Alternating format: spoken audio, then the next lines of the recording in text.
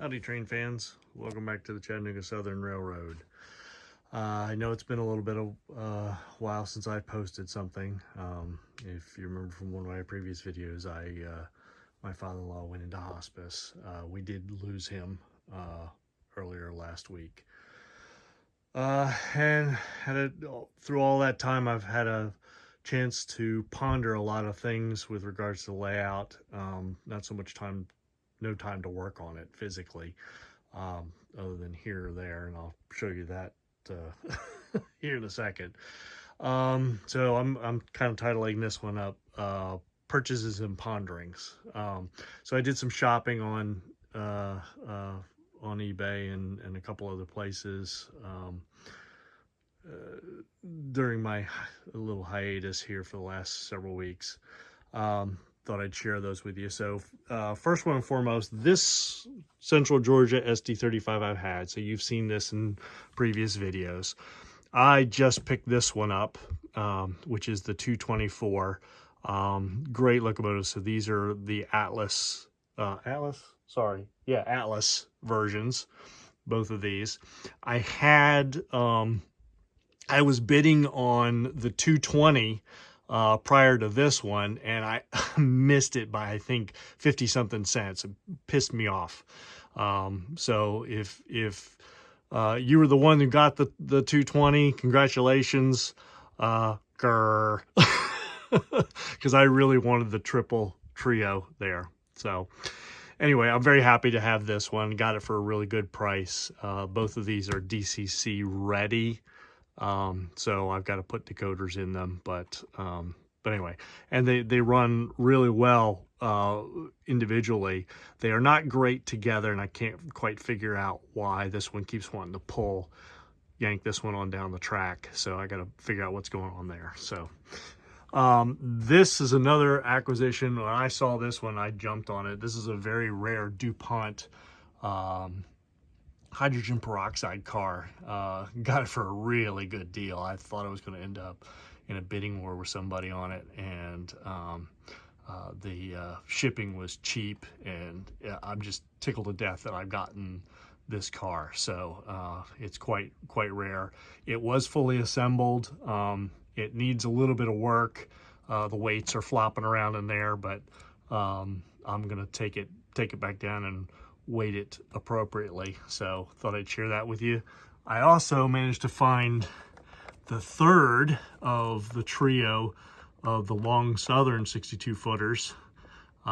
This is 04. I have 06 and number 12. So really happy about that. And then of course, you know me, I have a caboose fetish. This is a number I don't have. Got it for a really decent price, and couldn't resist. So I don't even know what I'm up to now as far as caboose goes. But anyway, so thought I'd share that one with you as well. Some of the other ponderings, we'll take you underneath the layout here.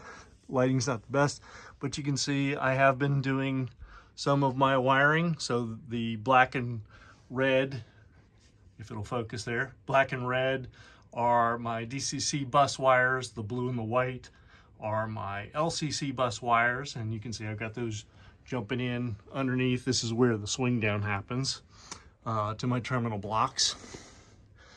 You can see I've got them there as well. Run, and my branch lines over to the other side of the layout, and up under here, down the main run over to there.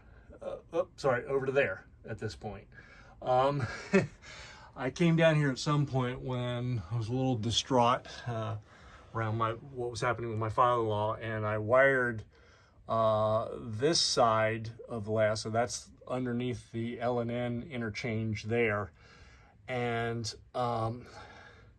I guess I just got myself disoriented, and you'll see that that's wired from the outside of the layout, meaning that side there, in order of red, black, blue, white.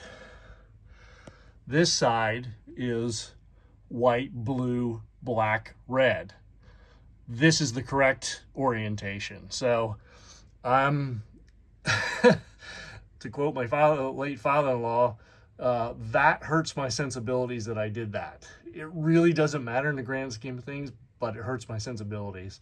So think I might have to flop that around, which isn't a big deal, but you know, it's all that wiring down through there. Shouldn't take long because, you know, the main work is doing all the crimping and cutting and all that stuff. It just has to move stuff around. So anyway, that's on my plate, you know, rework. One of the other things I have been pondering is how to light this layout up. You'll notice that I have, you know, these workshop lights I got from Home Depot. They're relatively cheap when you buy them in singles or 2-packs. And they're okay. And you can see if I turn this light off, right, very different feel. I can see everything, but it's not great, and it's definitely dark back in there. This helps a little bit, but it's still not great. So one of the things I have been pondering is possibly putting some kind of lighting valance up over the top of this, you know, at the top of the backdrop level all the way across here, right, all the way over to the other side. And so the idea I had, and I've cut this one to kind of represent this length. It's kind of hard to see, but the idea would be is that I would have this, you know, screw into this backdrop here. This would overhang a foot here, 6 inches in the back there. That would be true all the way across here, okay, and around. And then I would have kind of like a small valance here, and then I would put those strip lights that I bought from you saw in a previous video underneath there to help light that. That would put the light strip centered over top of the section, right, and hopefully cast a nice even light with the LEDs over this whole thing. One of the challenges that I'm wrestling with is what to do with this center section, right? And I think what I've come up with, and I don't know where my drawing went, but the idea would be to basically put a inverted T-beam from basically centered in this section, right? So 2 feet in, starting there, all the way down. That would be the main structural support. Build some supports here and there. And then build some cantilevers similar to, try not to make you dizzy, similar to kind of like this, what I'm showing here, where I would screw into that and then have a valance on either side. And the idea would be is that that's at enough of a height that I would get full lighting with 2 separate LED strips, one on each side, but it would also act as kind of a visual barrier for all of this, right? So if somebody's on this side of the layout, they would see only so far, right? And kind of feel like they're enveloped in this scene, okay? Because this is going to be a cityscape there, so they could enjoy that.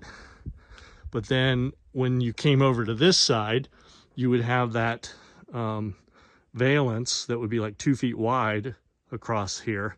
That would be kind of like a visual barrier for the rest of the layout. So that's what I've been kind of pondering.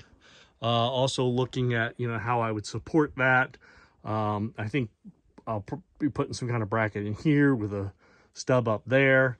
That would also allow me to cut these down, right, to be a little more open on the ends, which makes me feel a little bit better in the grand scheme of things. And that would allow me to get lighting, you know, across the back for that storage yard, because I would be basically cantilevering something along that lines, right? Like, I mean, LED light strips are not very heavy, so it's not like I'm putting a fluorescent fixture there. So anyway, that's what I've been pondering for now. You know, got a couple unique situations where I don't have a support. Like, I really could use one there, right at the end of this section. So I need to find something there. I'm thinking maybe pocket holding a piece kind of in there to make that happen. This would be, you know, cantilevered out like that, but I think if I build the structure right, it will work, because I'm also going to have pieces, you know, like this. So anyway, I've got some sketches.